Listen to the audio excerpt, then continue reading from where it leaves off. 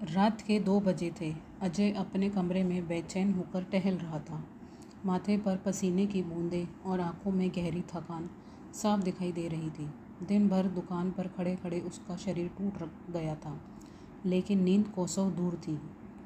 पलंग पर लेटी रीमा ने करवट बदलते ही देखा कि अजय बार बार कमरे में चक्कर लगा रहा है। क्या हुआ, नींद नहीं आ रही? उसने धीमे स्वर में पूछा। अजय रुका, लेकिन जवाब नहीं दिया। बस पलंग पर बैठकर सिर पकड़ लिया। रीमा ने धीरे से उसका हाथ थामा। अजय, तुम ऐसे चुप नहीं रह सकते, बताओ क्या बात है? अजय की आंखें भर आई। रीमा, मैं थक गया हूँ। कल दुकान जल्दी बंद करनी पड़ी। ग्राहक नाराज़ होकर बोले कि अजय भाई, अब आप पहले जैसे नहीं रहे। एक पुराना ग्राहक तो दूसरी दुकान पर चला गया। नुकसान मेरा, बदनामी मेरी। ऊपर से आज रुक्मणी दीदी और उनके पति ने अपनी बेटी नेहा के मायरे की लिस्ट दी। सोने के गहने 21,000 नगद, 51 बेस, पूरे परिवार के कपड़े, और अम्मा को बुलाकर लिस्ट दी ताकि मैं मना ना कर सकूं। अम्मा भी कहने लगी, बाबा की पगड़ी पहनी है तो मान रखना पड़ेगा। बताओ रीमा, मैं कहाँ से लाऊं इतने पैसे? बच्चों की फीस तक उधार से भर रहा हूँ। अजय रो पड़ा। रीमा ने उसे सीने से लगाया। अजय, अब वक्त है हम खुद के लिए खड़े हों। तुम अकेले नहीं हो, इस बार मैं भी मदद करूँगी। अगले दिन सुबह रीमा ने घर के सारे काम जल्दी निपटा लिए। नाश्ता और दोपहर का खाना भी तैयार कर दिया। सावित्री देवी ने चौंक कर पूछा, इतनी जल्दी सब क्यों निपटा दिया? क्योंकि मुझे बाहर जाना है, रीमा ने दृढ़ स्वर में कहा। सुशीला भाभी के यहाँ एक्सपोर्ट का काम है, मैंने हाँ कर दी है। अब से मैं भी घर के खर्च में हाथ बटाऊंगी। सावित्री देवी का चेहरा गुस्से से लाल हो गया। मेरी इजाज़त के बिना घर की बहू बाहर काम करेगी?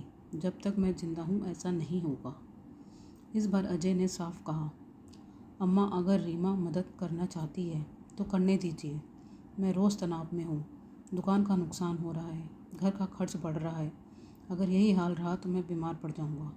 बहू मदद करना चाहती है तो उसे क्यों रोक रही हूँ? इतना कहकर वो वहाँ से चला गया। रीमा भी बोली, अम्मा, हमें मायरा देने से कोई आपत्ति नहीं, लेकिन इतनी बड़ी लिस्ट देखकर डर लगता है। कल रात आपका बेटा रो पड़ा था। बेटे का भी परिवार है, उसकी भी जिम्मेदारियां हैं। उसे सिर्फ बाबा की पगड़ी याद दिलाना काफ़ी नहीं है, उसके दिल का बोझ भी समझिए।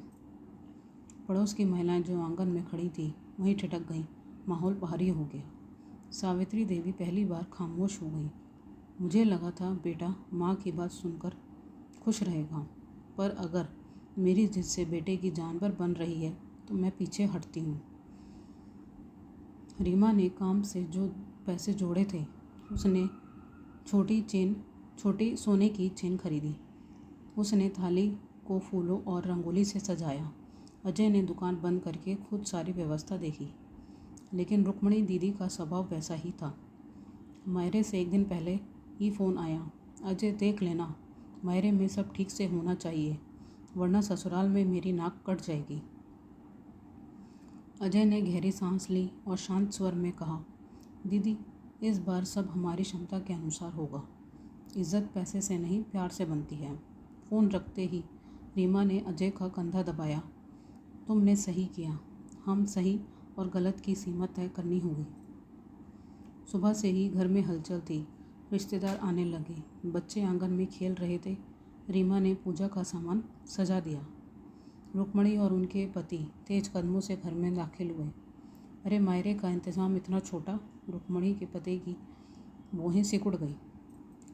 अजय ने उन्हें बैठने का इशारा किया। जीजा जी, इस बार हम दिखावे पर नहीं, भावनाओं पर ध्यान दे रहे हैं। थाली में सोने की चेन और पैसे रखे गए। रीमा ने आरती उतारी। पूरा परिवार देख रहा था। रुक्मणी का चेहरा पहले चुप्पी में था, फिर अचानक उसकी आंखें भर आईं।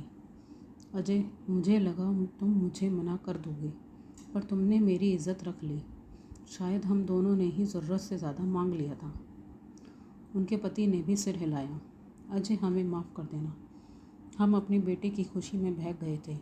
असली मायरा तो यही है, सम्मान और अपनापन। सावित्री देवी के गाल पर आंसू बह निकले। मुझे माफ़ कर दे बेटा, अब से मैं कभी तुझ पर दबाव नहीं डालूंगी। अब घर के सारे फैसले तू ही करेगा। अजय ने रीमा की ओर देखा। उसकी आंखों में गर्व और सुकून था। अब बाबा की पगड़ी का बोझ नहीं, गर्व महसूस हो रहा है। घर का माहौल हल्का हो गया। रिश्तेदारों ने आशीर्वाद दिया। एक चाचा बोले, यह असली जीत है जब परिवार साथ खड़ा हो।